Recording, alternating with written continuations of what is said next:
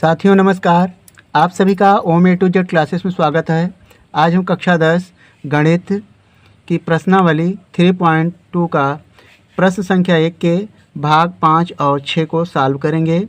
इसके पहले वाले वीडियो में प्रश्न संख्या 1 के भाग 1, 2, 3 और 4 को सॉल्व किया जा चुका है। तो आज हम प्रश्न संख्या 1 के 5वें भाग को सॉल्व करेंगे।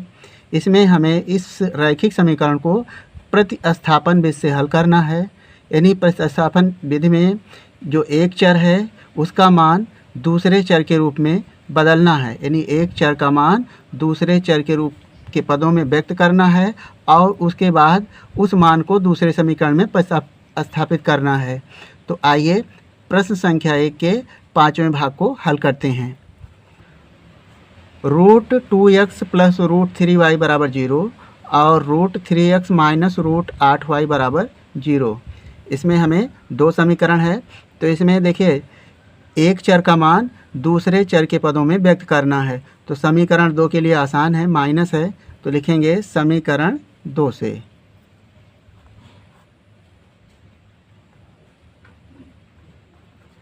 तो यहाँ पर √3x है तो लिखेंगे √3x बराबर हो जाएगा, माइनस है तो दूसरे पक्ष में जाएगा तो प्लस हो जाएगा √8y।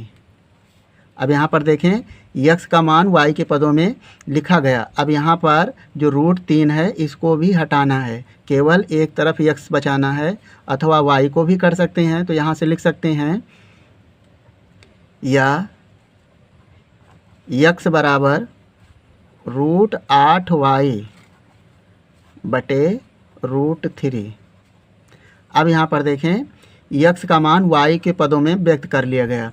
अब इसका मान हम समीकरण 1 में रखेंगे, समीकरण 2 में नहीं रखेंगे। यानी जिस समीकरण में बनाया जाता है x का मान y के पदों में, उसमें हमें नहीं रखना है, समीकरण 1 में रखना है। तो लिखेंगे x का मान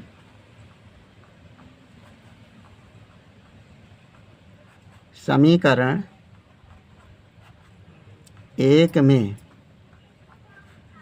प्रतिस्थापित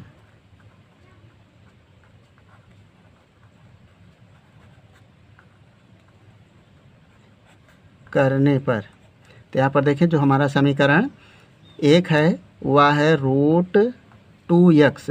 तो x के स्थान पर लिखेंगे √8y अपान √3 प्लस √3y बराबर 0।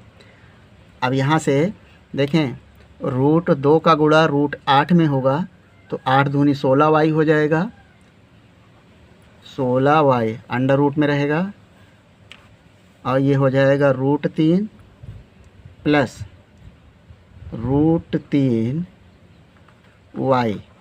अब यहाँ पर नीचे 1 लिख लें, इसका भी लघुत्तम ले लें, तो ये हो जाएगा √3 और 1 का लघुत्तम हो जाएगा √3 और अंडर रूट 16 का जो वर्गमूल निकलेगा वह 4 निकलेगा। तो यहाँ से हो जाएगा 4y प्लस √3 का गुणा √3 में हो जाएगा तो करनी हट जाएगी, तो हो जाएगा 3y बराबर 0। अब यहाँ से क्रॉस मल्टीप्लाई करेंगे, √3 का गुणा 0 में करेंगे तो 0 हो जाएगा और 4 और 3 हो जाएगा 7y। तो यहाँ से लिखेंगे 7y बराबर 0। इसलिए y बराबर 0/7 भाग करेंगे तो आएगा 0। यानी यहाँ से y का मान हमें प्राप्त हुआ 0, एक मान हमें प्राप्त हो गया। अब इस मान को हम किसी भी समीकरण में रख सकते हैं। तो लिखेंगे y का मान समीकरण 1 में रखने पर y का मान समीकरण 1 में रखने पर, तो लिखेंगे √2x प्लस और √3 और y क्या है 0 है, तो लिखेंगे 0 बराबर 1, 0 है यहाँ पर। तो यहाँ से देखें √2x हो जाएगा प्लस √3 और 0 का गुणा हो जाएगा 0 बराबर 0। तो √2x बराबर क्या आ जाएगा, √2x बराबर 0, इसलिए x बराबर क्या हो जाएगा 0/√2। तो इसका मान भी 0 आया, यानी x बराबर क्या आ गया 0, x बराबर 0 आ गया। एक आंसर ये आ गया और y का मान भी कितना आया था 0। तो यह पाँचवा भाग हल हो गया। अब छठवां भाग देखें। प्रश्न 1 का छठवां भाग है 3x/2 - 5y/3 बराबर -2 है।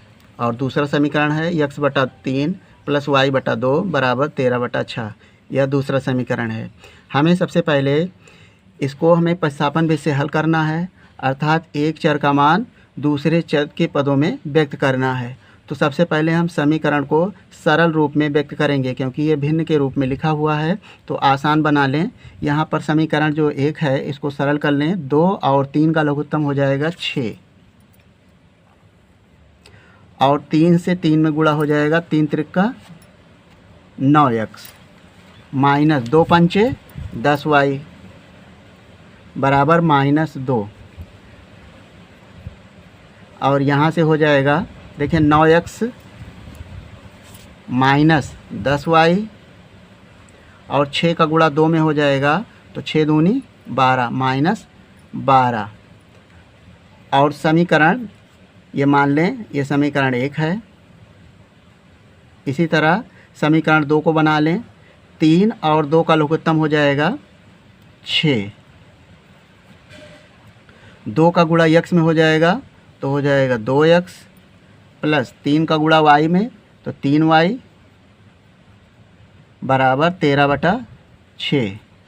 यहाँ से 6 से 6 कैंसिल हो जाएगा तो देखें 2x प्लस 3y बराबर 13। 2x प्लस 3y बराबर 13। यह समीकरण नंबर 2 हो गया। अब हमारे लिए किसी भी समीकरण से हम x का मान y के रूप में परिवर्तित करेंगे तो यहाँ पर हम लिखेंगे समीकरण 2 से, लिखें समीकरण 2 से। तो हमारा समीकरण जो 2 है 2x प्लस 3y बराबर 13 है, तो लिख सकते हैं 2x बराबर 13 और जो 3y है बराबर के उधर जाएगा तो -13 हो जाएगा, वो -3y। इसलिए x बराबर हो जाएगा 13 - 3y/2। अब इसका मान यानी x का मान y के पदों में व्यक्त कर लिया गया। यानी यह प्रतिस्थापन विधि में x का मान y के पद में अथवा y का मान x के रूप में आप व्यक्त करें और उसके बाद जो मान प्राप्त हो उसको मान समीकरण 2 में, यानी हमने 2 से बनाया है तो समीकरण 1 में, यदि 1 से बनाते तो समीकरण 2 में रखते। तो यहाँ हमने समीकरण 2 से इसे बनाया है तो इसलिए इसे हम समीकरण 1 में रखेंगे। तो लिखेंगे x का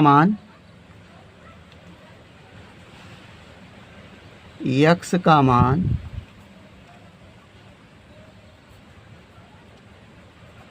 समीकरण 1 में प्रतिस्थापित करने पर, तो हमारा जो समीकरण 1 है वह है 9x माइनस, यानी x के स्थान पे हमें रखना है 13 - 3y/2। यहाँ पर हमें रखना है x के स्थान पर 13 - 3y, ये 3 है, और /2 -10y बराबर -12। अब इसे सरल कर लेना है। तो यहाँ पर हम सबसे पहले 2 और 1 का लघुत्तम लेंगे तो हो जाएगा 2 और साथ में गुणा करेंगे ऊपर में 13 का गुणा 9 में तो 13 9 होता है 117 माइनस 9 3 27y और माइनस यहाँ पर जो 10y लिखा है लघुत्तम लेंगे, यानी 1 से 2 में भाग करेंगे तो 2 से गुणा होगा 10 में तो 10 दूना 20y हो जाएगा बराबर -12। अब यहाँ पर देखें